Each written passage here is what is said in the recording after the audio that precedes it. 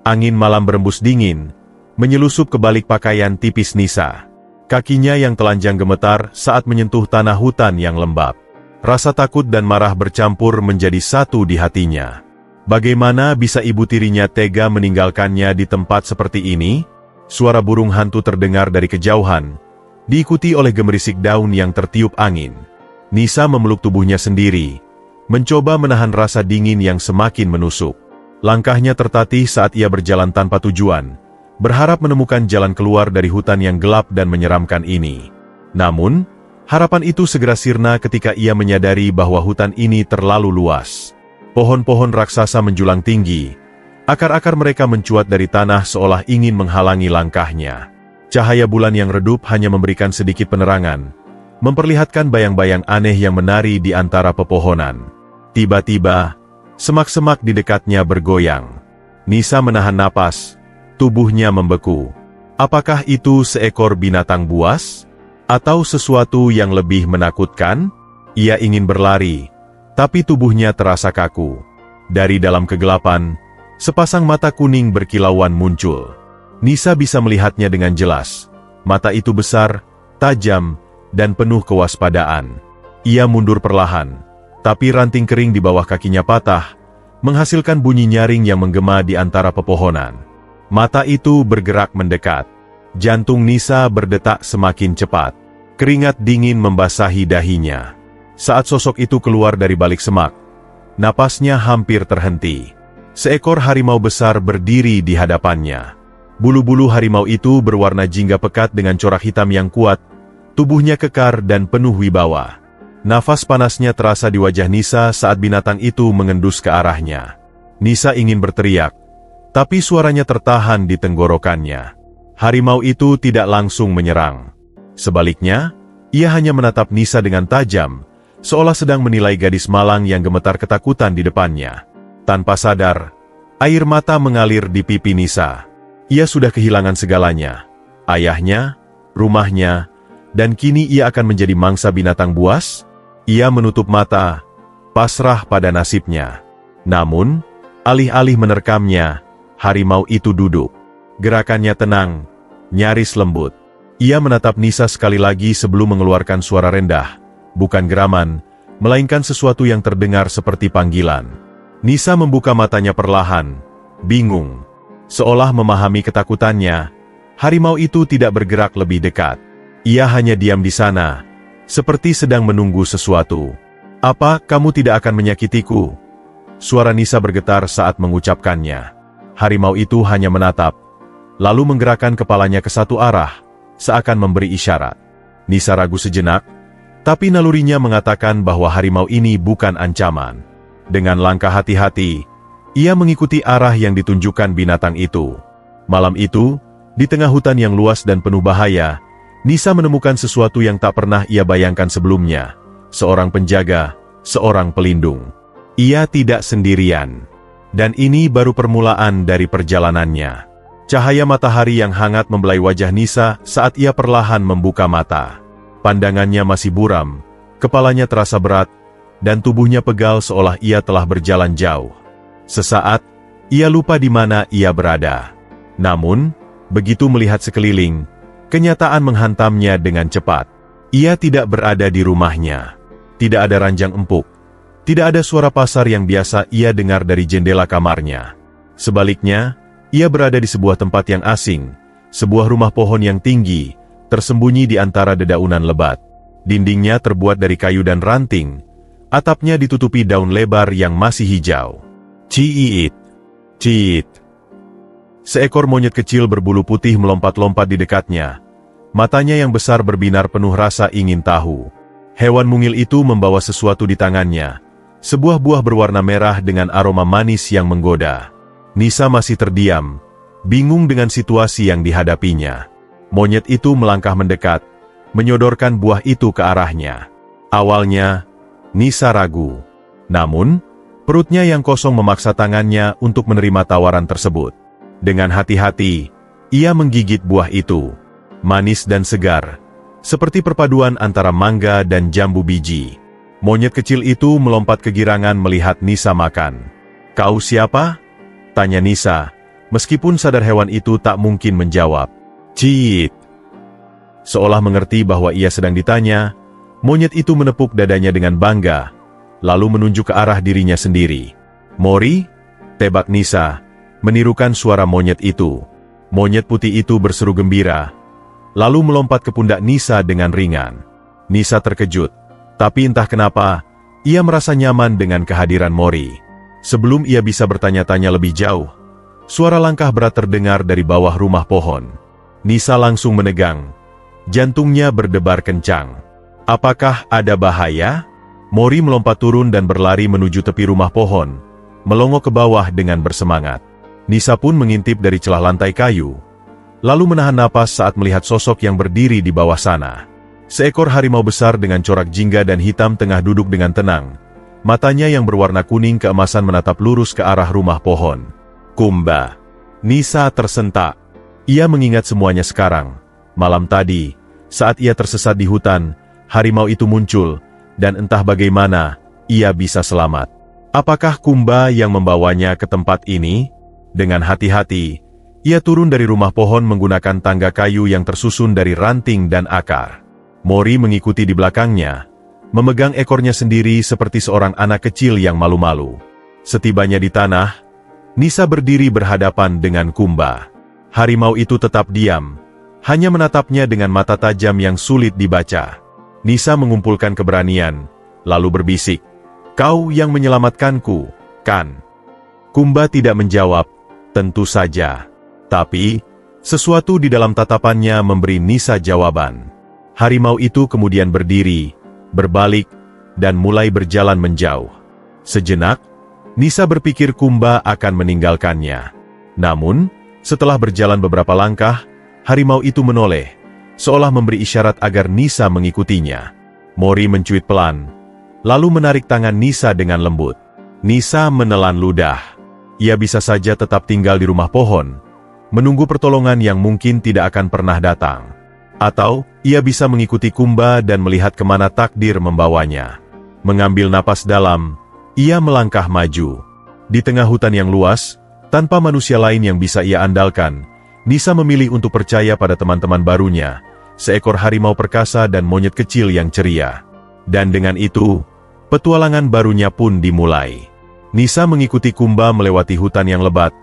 Langkahnya masih ragu. Daun-daun basah menyapu kakinya. Ranting-ranting kecil patah di bawah pijakannya. Mori melompat-lompat di antara pepohonan, terkadang turun ke bahunya seolah memastikan ia tetap baik-baik saja. Setelah beberapa menit berjalan, mereka tiba di sebuah sungai kecil dengan air jernih yang mengalir perlahan. Cahaya matahari yang menembus celah dedaunan menciptakan pantulan indah di permukaan air. Nisa mendekat, berlutut, dan mencelupkan tangannya ke dalam air dingin itu sebelum membawa segenggam ke mulutnya. Segar. Di seberang sungai, Kumba berhenti dan menatapnya, seolah menunggu. "Apakah kau ingin aku belajar sesuatu?" tanya Nisa, meski ia tahu harimau itu tidak akan menjawab. Namun, Kumba justru melangkah lebih jauh ke hutan dan berhenti di depan sebuah pohon besar. Dengan satu gerakan cepat, ia mengangkat cakarnya dan mencakar batang pohon itu, meninggalkan bekas goresan panjang. Nisa mengernyit. Apa maksudnya?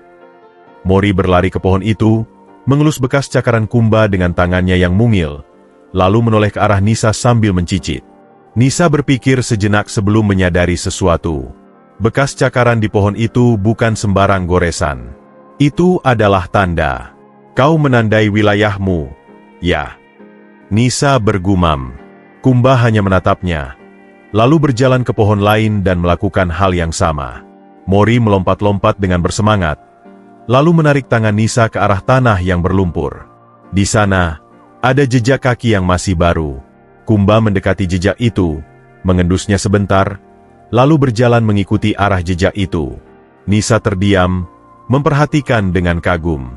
Harimau itu sedang mengajarinya sesuatu, cara membaca jejak dan memahami tanda-tanda di hutan.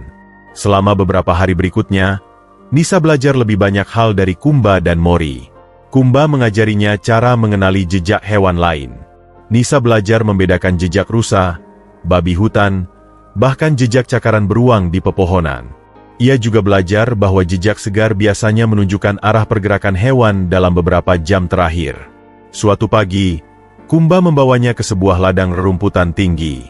Harimau itu berhenti, menunduk, dan mengendus tanah. Nisa berjongkok, mencoba meniru. Ada sesuatu yang berbeda dengan tanah di sana. Rumputnya patah, ada bekas injakan.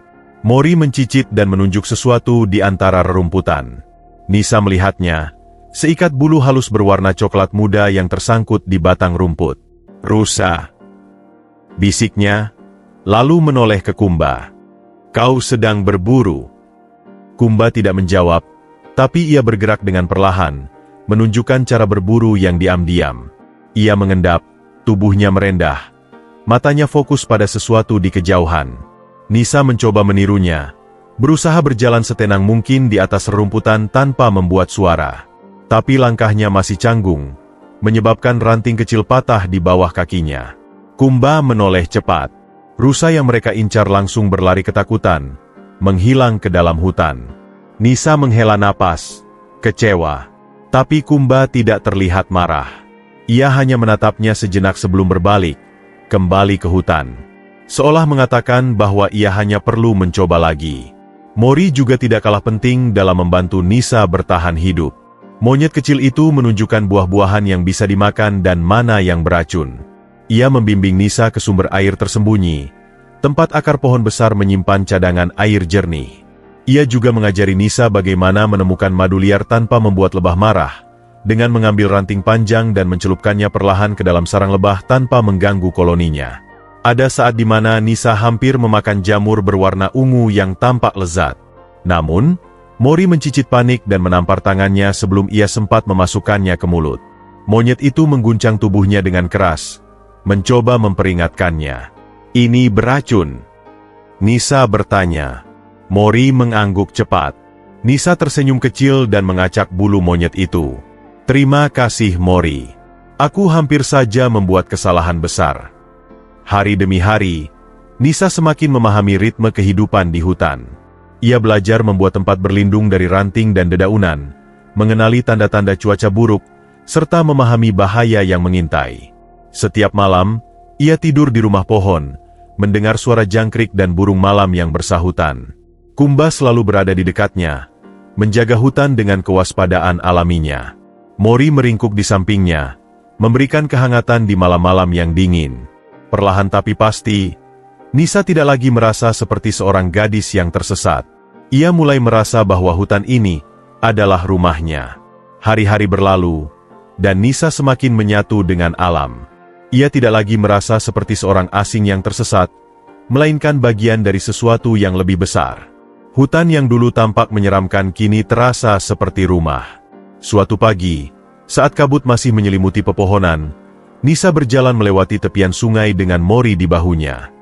Ia melihat sekelompok burung kecil berkicau riang, bertengger di dahan-dahan yang tinggi. Namun, begitu ia mendekat, burung-burung itu terbang menjauh, masih takut dengan kehadirannya. Nisa menghela napas. Ia sudah lama tinggal di sini, tetapi banyak hewan yang masih menganggapnya sebagai ancaman. Bagaimana caranya agar mereka tidak takut padaku? Gumamnya, menoleh ke Mori. Monyet kecil itu mencicit dan melompat dari bahunya, berlari menuju sebatang pohon yang buahnya sudah matang. Dengan gesit, Mori memetik beberapa buah, lalu membawanya kembali pada Nisa. "Apa ini?" Nisa mengambil satu dan mengamatinya. Buah kecil berwarna merah oranye itu berbau harum. Mori melompat ke bawah dan berlari menuju tempat para rusa sedang merumput di kejauhan. Ia meletakkan buah itu di tanah dan mundur perlahan. Beberapa saat kemudian, seekor rusa muda mendekat, mengendus buah itu dengan hati-hati sebelum akhirnya memakannya. Nisa tersenyum. "Aku mengerti."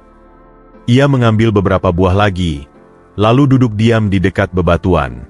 Dengan lembut, ia meletakkan buah-buahan itu di tanah dan menunggu. Awalnya, tidak ada yang berani mendekat. Burung-burung tetap bertengger di kejauhan. Rusa-rusa masih waspada.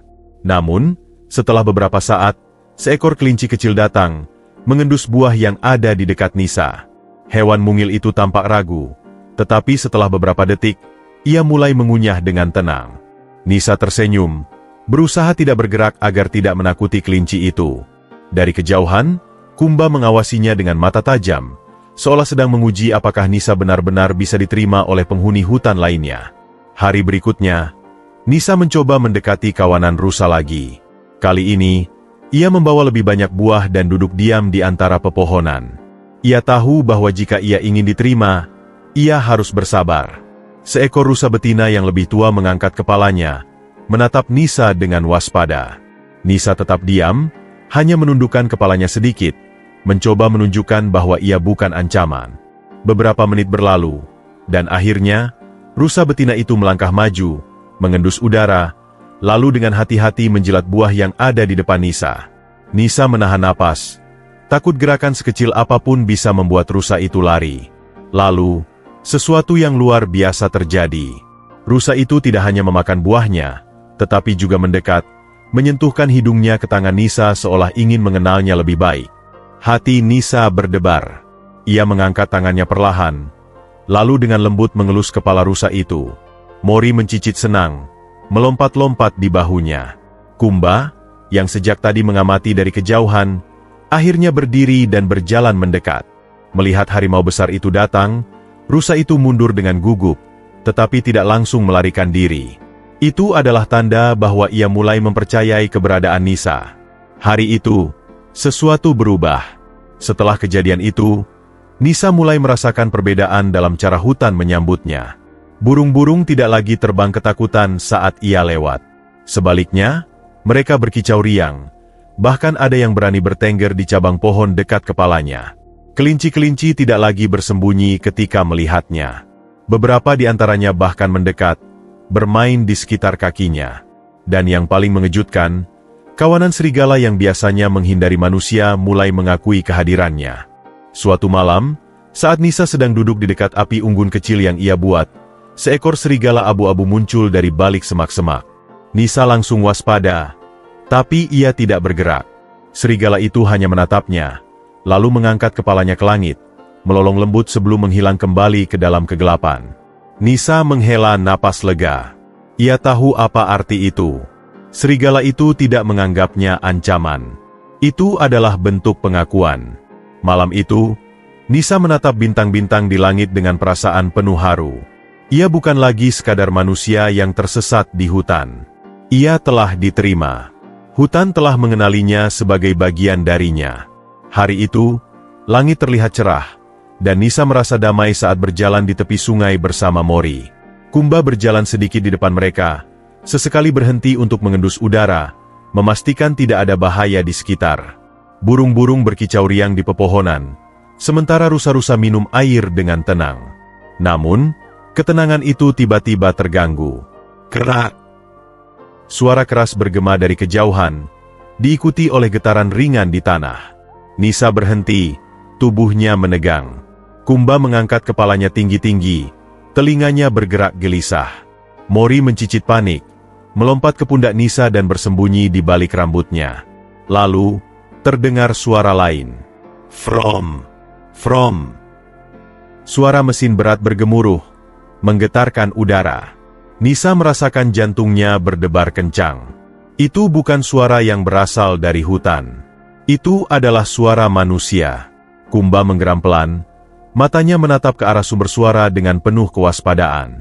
Nisa menelan ludah, mencoba memahami apa yang sedang terjadi. Ia belum pernah mendengar suara seperti ini sebelumnya selama tinggal di hutan.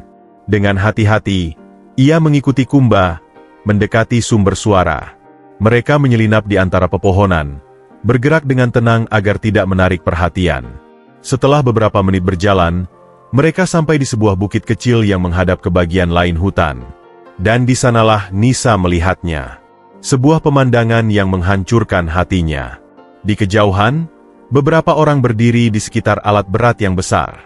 Gergaji mesin meraung-raung, menebangi pohon-pohon raksasa yang sudah berumur ratusan tahun. Asap hitam mengepul dari kendaraan mereka, mencemari udara yang biasanya segar. Tanah yang sebelumnya ditumbuhi tanaman hijau kini tampak tandus dan berlumpur. Cabang-cabang pohon yang telah ditebang berserakan, sementara beberapa burung beterbangan dengan panik, kehilangan tempat tinggal mereka. Nisa menutup mulutnya, menahan napas. Ia tidak percaya dengan apa yang ia lihat. Hutan ini adalah rumahnya. Rumah Kumba. Rumah Mori. Rumah semua makhluk yang telah menerimanya. Dan kini, rumah itu sedang dihancurkan. Nisa merasakan ketakutan menyebar di antara para hewan. Burung-burung terbang ke segala arah.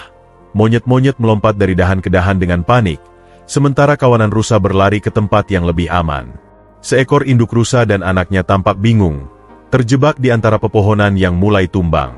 Nisa langsung berlari ke arah mereka, mencoba membantu. "Cepat, kemari!" serunya, meski tahu mereka tidak bisa memahami bahasanya. Kumba bergerak lebih dulu. Dengan gerakan gesit, ia berlari dan mengaum keras, membuat induk rusa tersadar akan bahaya di belakangnya. Dengan segera, mereka berlari ke arah yang berlawanan, menyelamatkan diri sebelum pohon besar di dekat mereka tumbang dengan suara menggelegar. Nisa menutup telinganya. Getaran dari pohon yang jatuh terasa sampai ke tanah tempatnya berdiri. Ia menoleh, matanya dipenuhi kemarahan dan kesedihan. Mengapa mereka melakukan ini? Mengapa manusia selalu merusak apa yang seharusnya mereka lindungi? Dari tempat persembunyiannya, Nisa memperhatikan para pekerja. Mereka tampak lelah. Wajah mereka dipenuhi keringat. Beberapa dari mereka tampak ragu saat melihat hutan yang mereka tebang, seolah mereka menyadari bahwa yang mereka lakukan adalah kesalahan. Tapi ada juga yang terlihat tidak peduli. Seorang pria bertubuh besar dengan rompi oranye memberi perintah dengan suara keras. Ia menunjuk ke arah beberapa pohon yang masih berdiri, menyuruh anak buahnya untuk segera menebangnya. "Jangan buang waktu. Kita harus menyelesaikan ini sebelum sore," serunya. Gergaji mesin kembali meraung, dan satu persatu pohon mulai tumbang. Nisa mengepalkan tangannya. Ia tidak bisa hanya berdiam diri. Mori mencicit pelan, seolah bisa merasakan ketegangan dalam diri Nisa. Kumba hanya diam, tetapi dari sorot matanya, Nisa tahu bahwa harimau itu siap bertindak kapan saja. Ia harus melakukan sesuatu. Ia tidak akan membiarkan rumahnya dihancurkan. Dengan tekad yang semakin kuat, Nisa menarik napas dalam-dalam.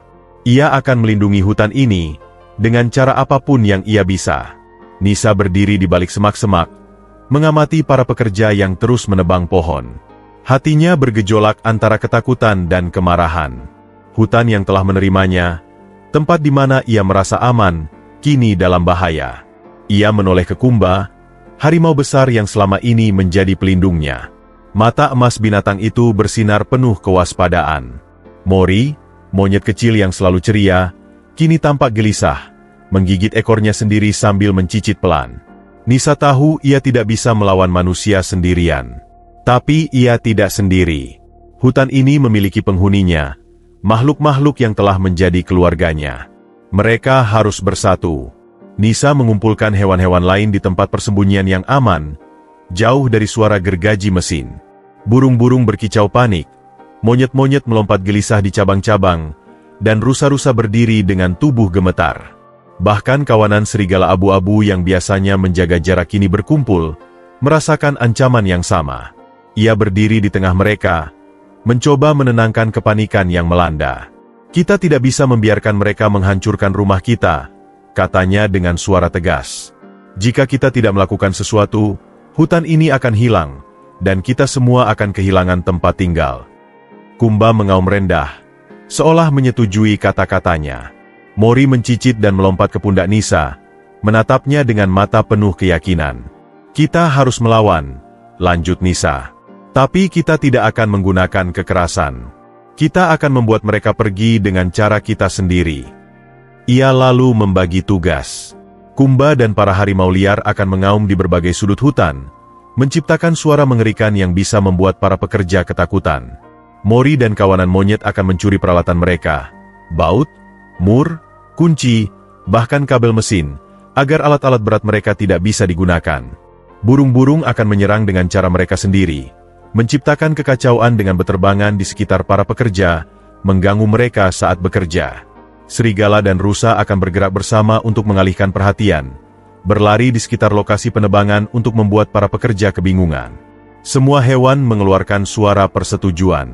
Ini adalah rumah mereka, dan mereka akan mempertahankannya. Saat malam tiba dan para pekerja mulai beristirahat, Nisa dan teman-temannya mulai bergerak. Di kejauhan, Kumba mengangkat kepalanya dan mengaum sekeras-kerasnya.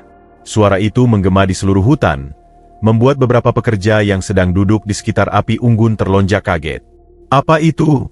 seru salah satu dari mereka. "Ada harimau di sini," pekerja lain berteriak. Tak lama kemudian, dari berbagai penjuru, auman lain terdengar. Itu bukan hanya Kumba, tetapi harimau-harimau lain yang ikut serta dalam perlawanan ini. Di tempat lain, Mori dan kawanan monyetnya dengan cepat bergerak di antara tenda dan alat berat. Mereka mengambil baut, mencabut kabel, dan bahkan menyembunyikan beberapa peralatan penting di dalam semak-semak. Ketika seorang pekerja mencoba menyalakan salah satu mesin itu hanya mengeluarkan suara aneh dan mati begitu saja. "Apa yang terjadi?" Salah satu pekerja panik. "Ada yang salah dengan mesinnya. Ini tidak bisa dinyalakan." Burung-burung datang berikutnya.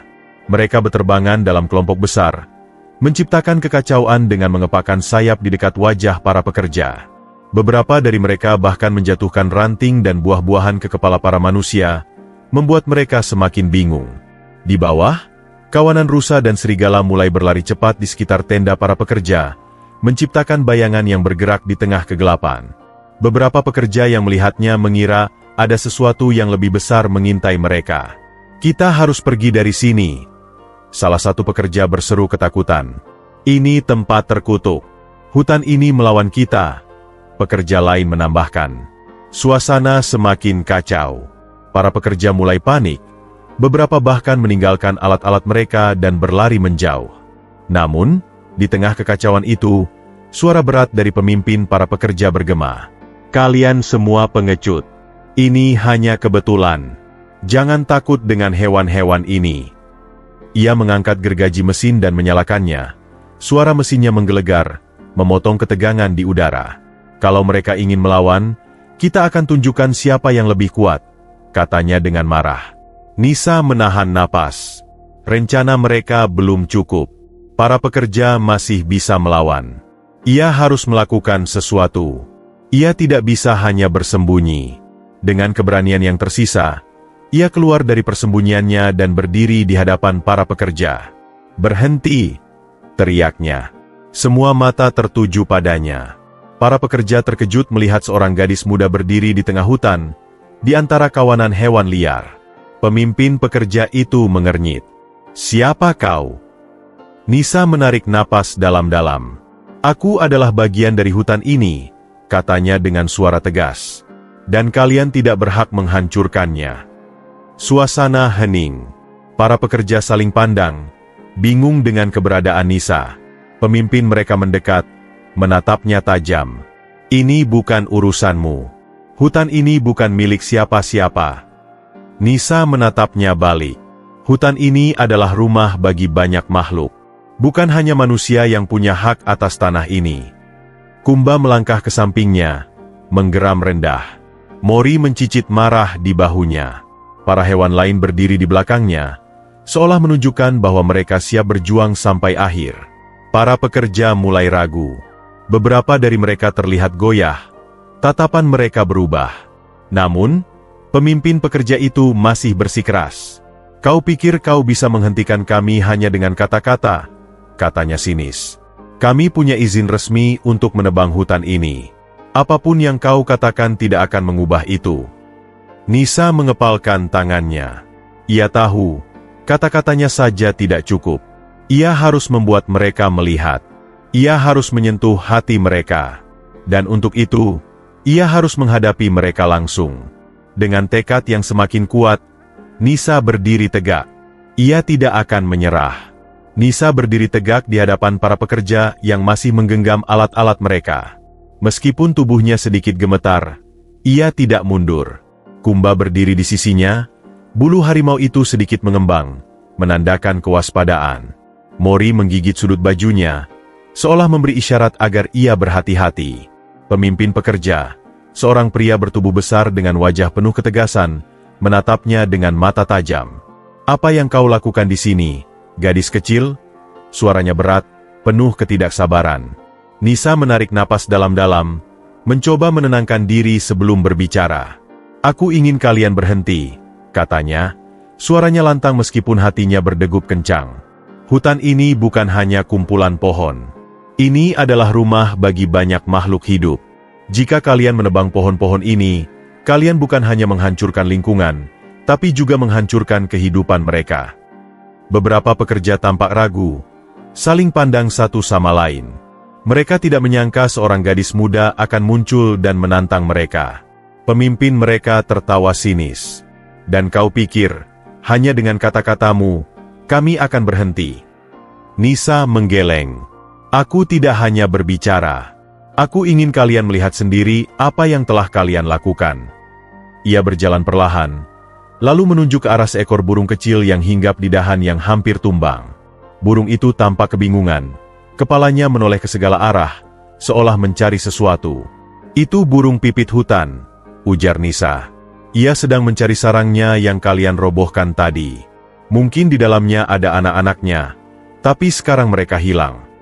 Seorang pekerja muda menelan ludah. Ia melihat burung kecil itu dan mulai merasa tidak nyaman. Nisa melanjutkan. Ia menunjuk ke arah beberapa monyet yang bersembunyi di balik pepohonan.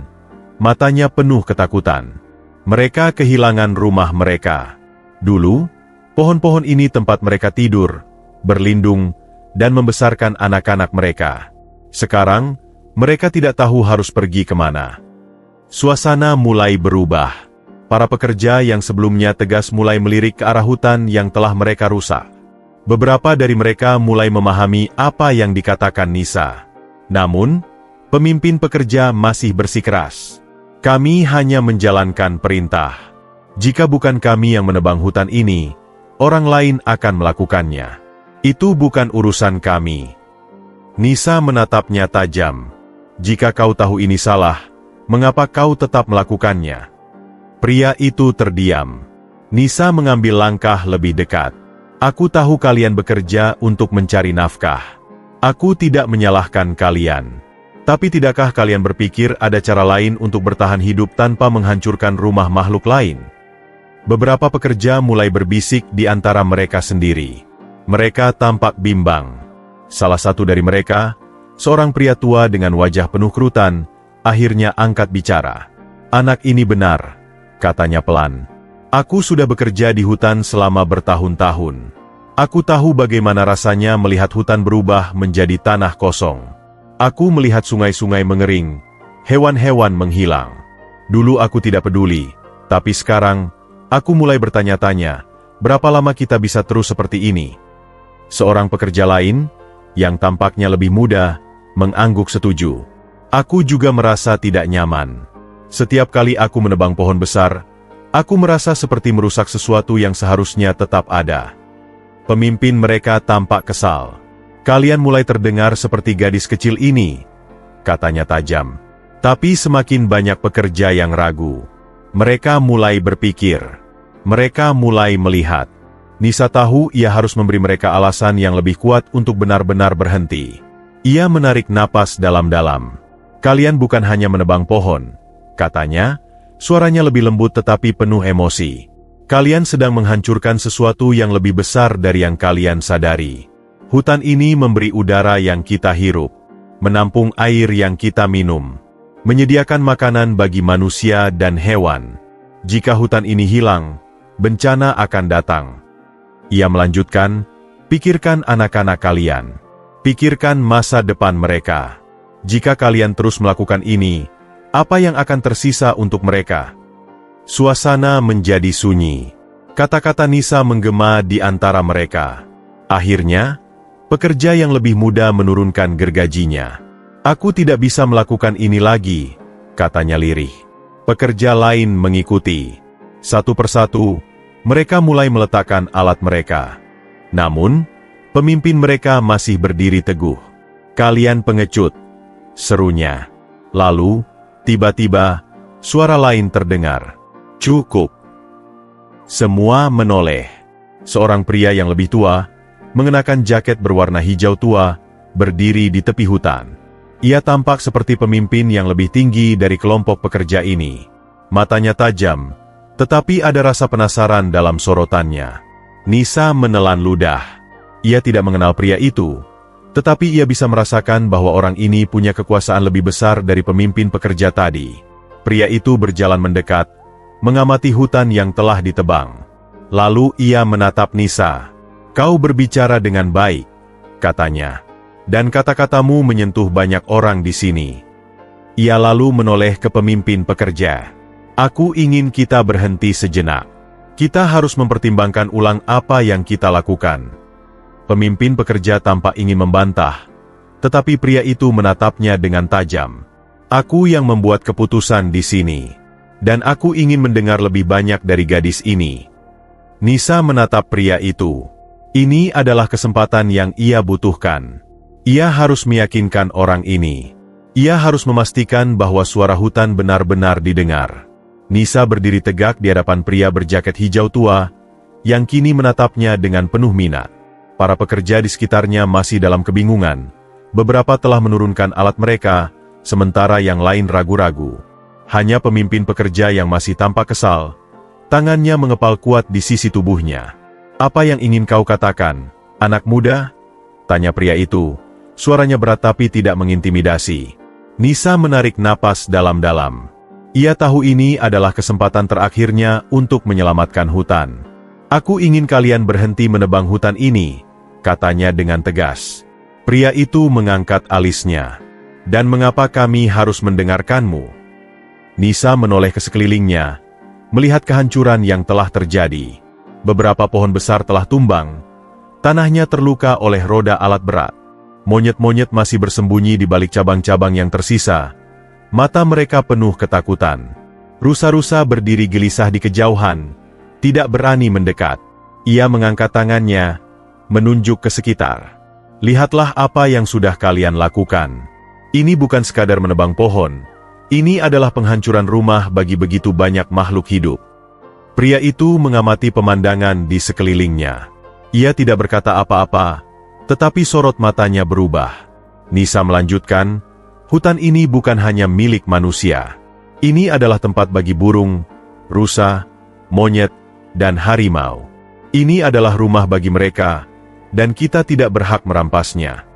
Seorang pekerja yang sebelumnya tampak ragu akhirnya angkat bicara. "Tapi kami hanya bekerja. Kami juga butuh penghidupan." Nisa mengangguk. "Aku mengerti. Kalian melakukan ini untuk bertahan hidup. Tapi tidakkah kalian berpikir ada cara lain? Cara yang tidak menghancurkan alam?"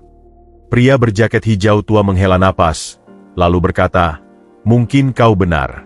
Tapi menghentikan ini tidak semudah membalikan telapak tangan. Kami mendapat perintah dari perusahaan. Jika kami berhenti, orang-orang di atas kami akan menggantikan kami dengan tim lain yang lebih kejam." Nisa mengepalkan tangannya. Ia sudah menduganya. Ini bukan hanya tentang para pekerja di sini. Ini tentang sistem yang lebih besar. Namun, ia tidak bisa menyerah begitu saja. "Kalau begitu, izinkan aku bertemu dengan pemilik perusahaan itu," katanya dengan mantap. Pria itu menatapnya dengan mata terkejut. "Apa kau sadar apa yang kau katakan? Mereka bukan orang yang mudah diajak bicara." Nisa mengangguk.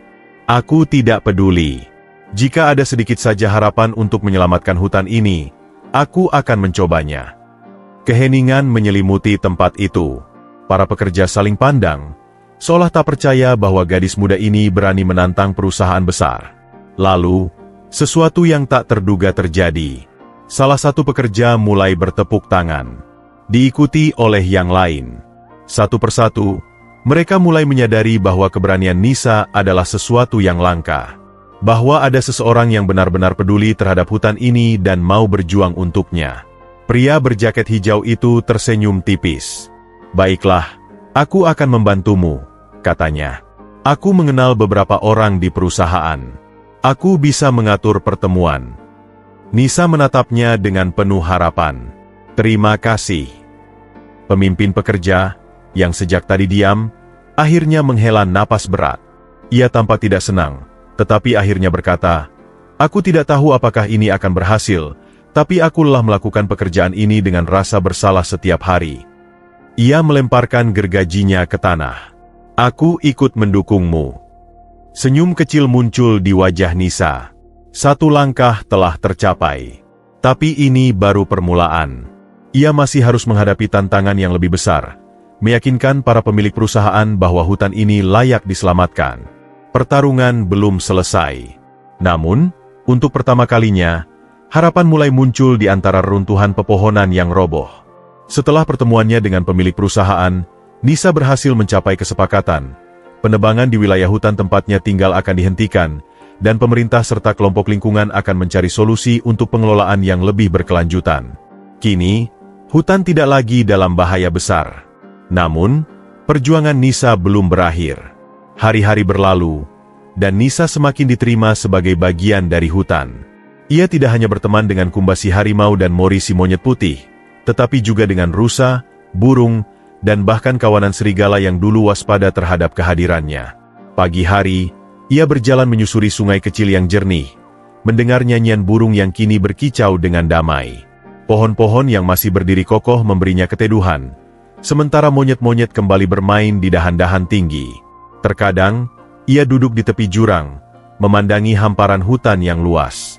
Dulu, ia hanyalah seorang gadis yang dibuang. Kini, ia adalah penjaga hutan. Meski hutan selamat dari penebangan besar-besaran, luka yang telah ditinggalkan manusia tidak hilang begitu saja.